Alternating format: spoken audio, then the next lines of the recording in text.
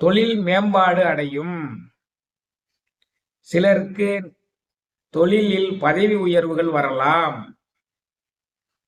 தொழிலில் பதவி உயர்வுகள் வரலாம். தொழில்ல உங்களுடைய நிலை உயரும்.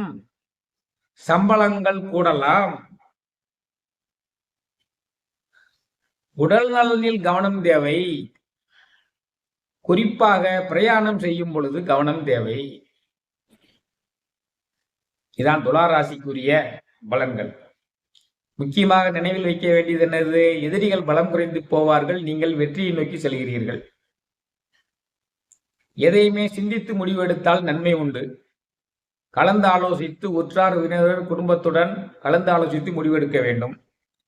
தொழிலில் லாபம் அதிகரிக்கிறது. பணிச்சுமை கூடினாலும் லாபம் உண்டு, தனவரவு உண்டு, புரமோஷன் உண்டு.